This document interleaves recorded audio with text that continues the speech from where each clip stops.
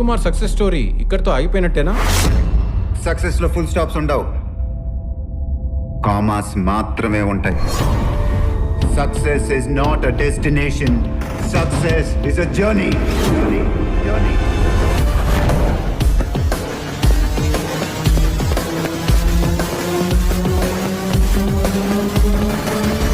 నాకు ప్రాబ్లం ఉంది సార్. ఎవడైనా నువ్వు ఓడిపోతావంటే